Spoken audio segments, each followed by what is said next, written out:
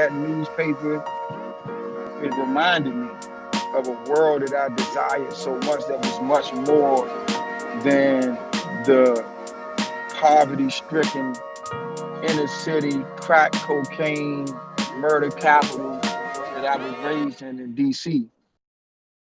I was born in DC uh, shortly before Ronald Reagan was elected, September 1st, 1980.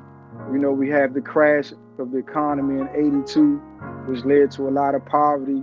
And then, when I was like 5 or 6, then you had this introduction of crack cocaine. For me, growing up as a child, I had a 2-parent household and a good family, but then my dad got addicted to crack cocaine. And then once he got addicted, I became aware of the trauma that was going on outside of my home in my village. It just made me develop a very angry, limited, and bleak perspective about life and death as a child, to the point that by the time I was 12, I saw my first person being murdered before my eyes. I had fear, but it was a fear that translated into, if I don't kill, I'm gonna be killed. It made me tougher in the long run, but it was very traumatic, very dark.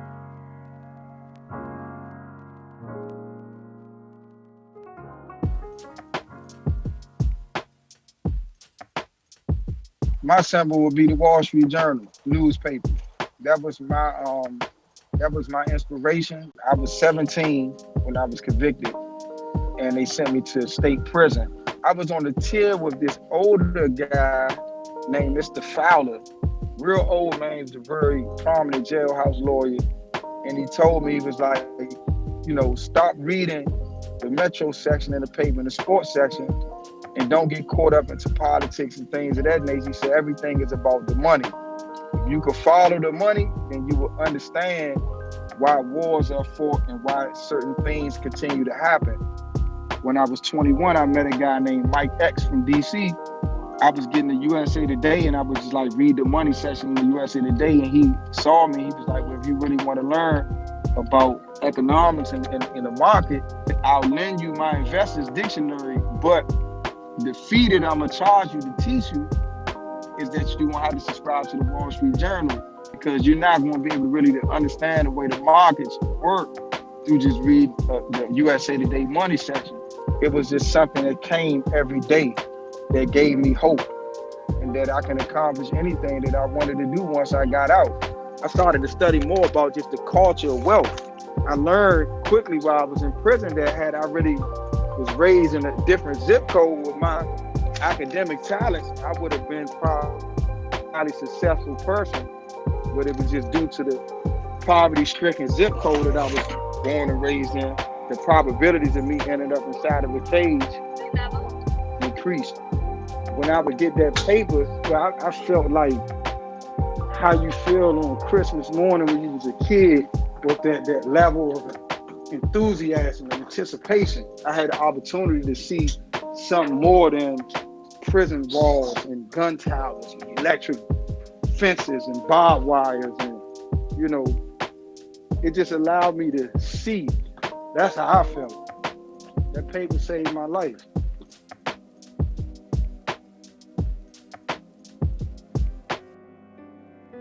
Incarceration was torture for me. Every day, every second, it felt like I was internally, it just felt like suffocation to me. But yet still, I was blessed to be able to cope with it through healthy habits. I have a responsibility to tell my perspective, because I think that a lot of social ills perpetuate because people who are directly impacted by them are not effective at being able to articulate their plight, because sometimes battles have to be fought uphill, and they might be tough, but it has to be done. Love always gives me hope. I'm not a pessimistic person. I believe that everything in the world exists in duality. I'm a lover.